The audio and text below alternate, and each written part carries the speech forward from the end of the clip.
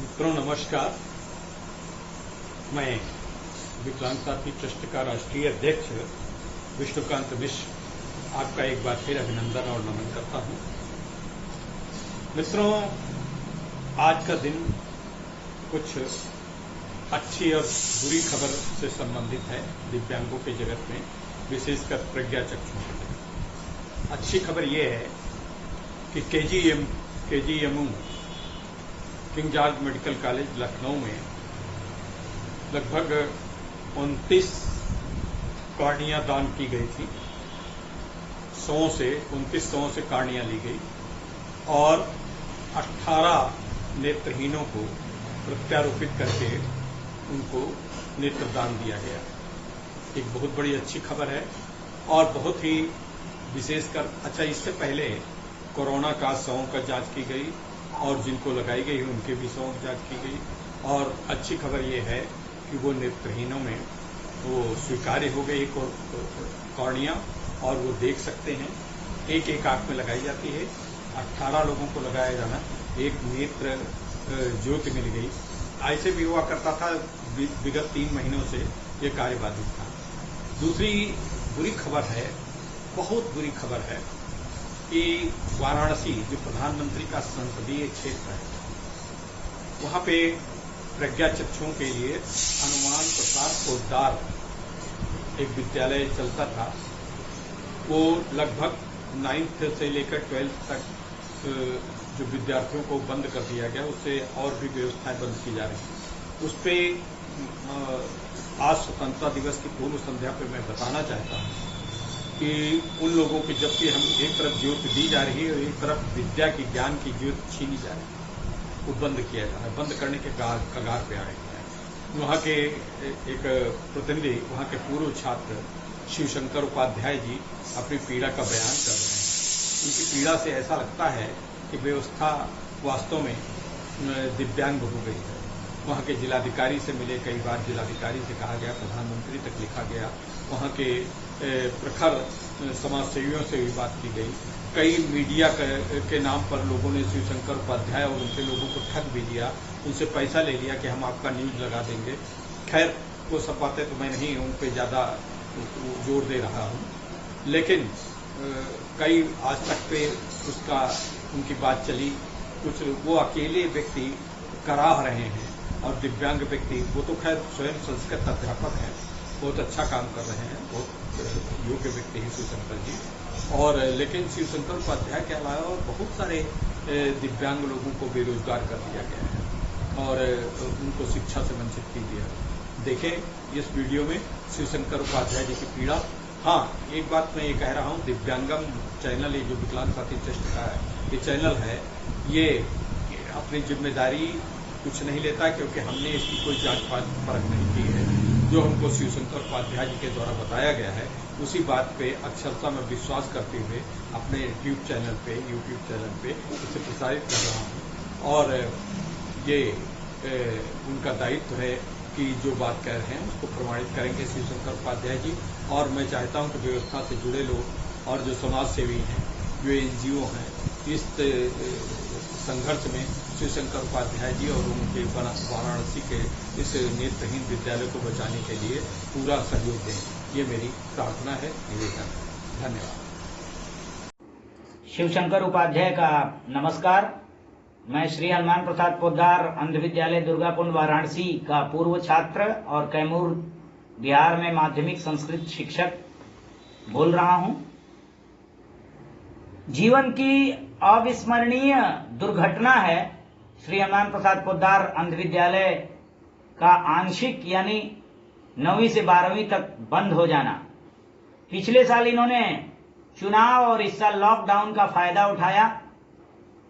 जैसे सुशर्मा अर्जुन को ललकारता हुआ ले गया और इधर चक्रव्यूह की रचना हो गई, ठीक उसी तरह विद्यालय बंद करने का कार्यक्रम है। आषाढ़ मास में ये चिड़ियों का घोंसला उजाड़ने का काम कर रहे हैं और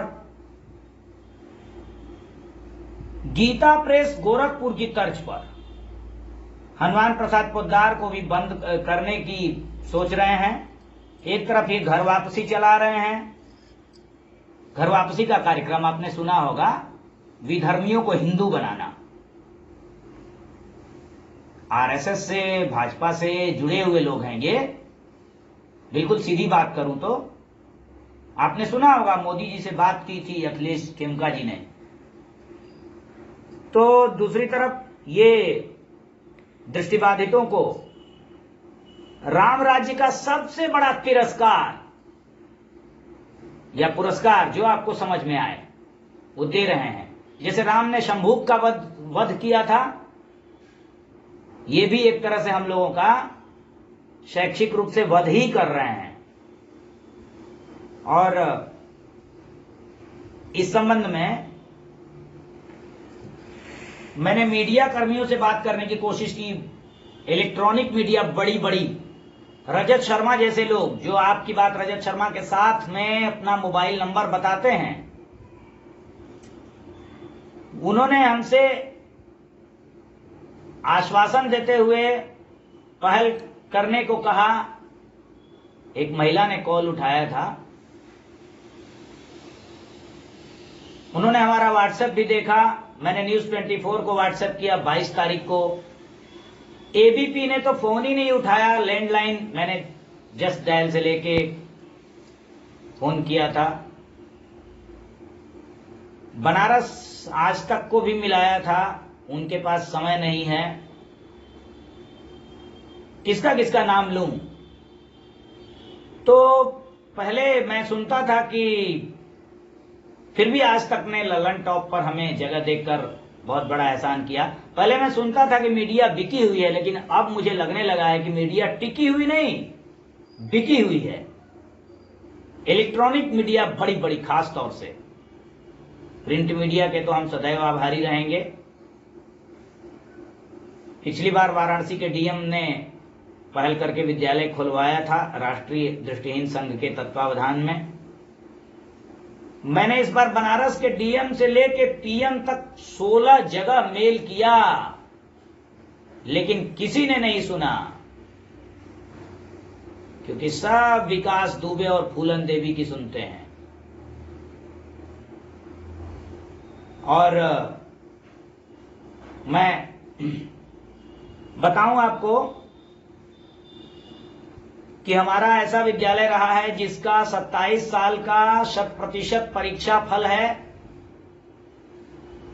इसके छात्र रेलवे, बैंक, विश्वविद्यालय, राज्य सरकारों के विद्यालयों, रक्षा विभाग में भी, एनटीपीसी में, मतलब ये समझ लीजिए आपकी पुलिस, ड्राइवर, पायलट, डॉक्टर, ये छोड़कर और वैज्ञानिक छोड़कर लगभग सभी विभागों में यहां के छात्र बैठे हैं। मैंने यहां के ट्रस्टियों से बात की कि भाई हम हर महीने 1000 रुपए देंगे सभी लोग, फिर भी उन्होंने कंप्लेन करने की धमकी दी।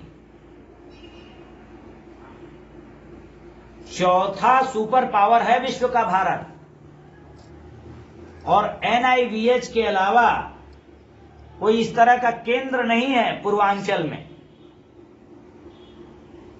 ये सुपर पावर के मुंह पर और मोदी जी के संसदीय क्षेत्र के मुंह पर एक जोरदार जूता है, तमाचा है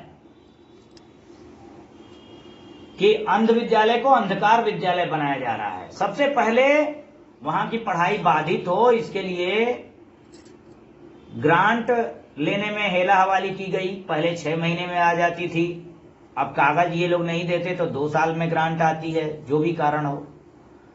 विशेष शिक्षकों को, दृष्टिबाधित शिक्षकों को निकाल दिया गया, मात्र 2 रह गए, जिससे कि जो लोग बचे सामान्य शिक्षक वो ट्रस्ट का काम कर सकें।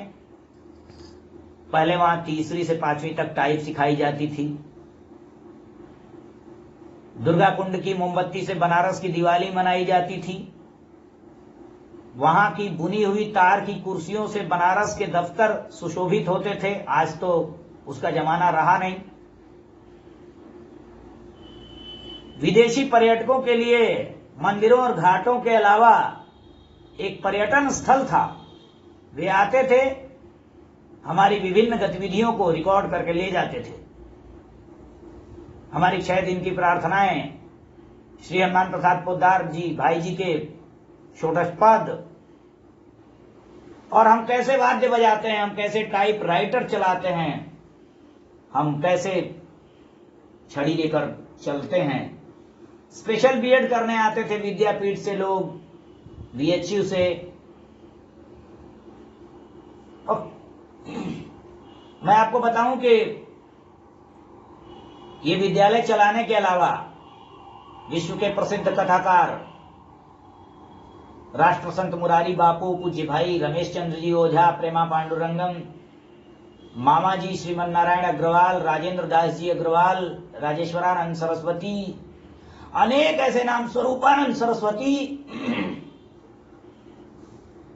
संगीतकारों में अगर कहूं तो पंडित जसराज, छन्नू लाल मिश्र, किशोरी अमोनकर, एम राजम, सुबह लक्ष्मी, कितने नाम गिनाऊं, गुजरी महाराज। साहित्यकारों में अगर कहूं तो सोम ठाकुर, कुंवर बेचैन, प्रभा ठाकुर, आत्म प्रकाश शुक्ल, सुरेश उपाध्याय, तमाम ऐसे नाम हैं जिनको इन्होंने बुलाया, हमें सुनने का सौभाग्य मिला। लेकिन जो अपने विद्यालय के कलाकार थे, सूर्य कुमार दीक्षित जैसे लोग, जो दूसरा रविंद्र जैन पैदा कर सकते थे, इनको इन्होंने घर की मुर्गी दाल बराबर समझा और कभी वो स्थान नहीं दिया। वो लोग वेतन का रोना रोते रहे। मैं चाहता हूं कि जिन्हें भी हिंदू होने पर गर्व हो और राम राज्य के सपने देख रहे हों, वो थोड़ी शर्म करते हुए, अगर कोई छात्र उद्दंड है तो उसको आप दंडित करें, लेकिन विद्यालय बचाने की पहल अवश्य करें। और मैं बताना चाहूंगा कि बीआरए ब्लाइंड रिलीफ एसोसिएशन एक संस्था है दिल्ली में, निजामुद्दीन के पास, ओबराय होटल के पास, जिसने लॉकडाउन में अपने छात्रों को, पूर्व छात्रों को राशन बांटा। और इन्होंने वर्तमान छात्रों को, पूर्व छात्रों की तो बात छोड़िए, पूर्व छात्रों को तो ये कोरोना वायरस समझते हैं, जाने पर ऊपर नहीं जाने देते। जो बीएचयू में रह रहे हैं उनकी बात छोड़िए, जो कार्यरत हैं उनको नहीं ऊपर जाने देते। वो कौन सा आंदोलन कर देंगे? तो ये वर्तमान छात्रों के घर ना आने की चिट्ठी भेज रहे हैं। एक तरफ बीआरए पूर्व छात्रों को लॉकडाउन में राशन दे रहा है खोज खोज के, और जो छात्र कहीं नौकरी में नहीं लग पाया उसको मसाज ट्रेनिंग और तमाम तरह की गतिविधियों में लगा रहा है। जयपुर में एक संस्था है राजस्थान नेत्रहीन कल्याण संघ की, इससे भी छोटी जगह में है। वो अपने छात्रों को पार्क में खिलाने ले जाते हैं। उनके छात्र खेल संगीत में राज्य और राष्ट्र स्तर पर स्थान लाते हैं। ये भी संस्था अगर चाहती तो आई कैंप लगवाती है, हमारा विद्यालय चलाती है। मैंने आपको सांस्कृतिक जागरण की बात बताई। ये भी संस्था अगर चाहती तो राष्ट्रीय पुरस्कार ले सकती थी, विश्व स्तर पर पुरस्कार जीत सकती थी। तो इसके छात्र तो जीतते ही, लेकिन ये कूप मंडूप में लगे रहे, बनियागिरी में लगे रहे,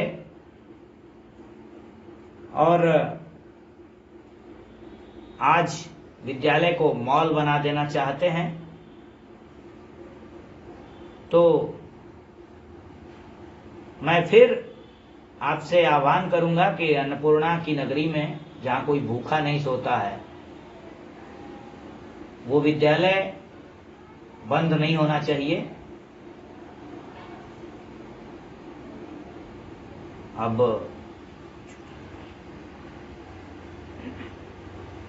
मैं इतना ही कहकर कि जिसके हाथ भी ये खबर लगे वो थोड़ी संवेदना दिखाए, इंसानियत दिखाए। अपनी वाणी को विराम दूंगा और ये चाहूंगा कि ये कोई ट्रेनिंग सेंटर ना चला सकें, कुछ नया ना कर सकें, कम से कम जो पुराना है उसको जिंदा रखें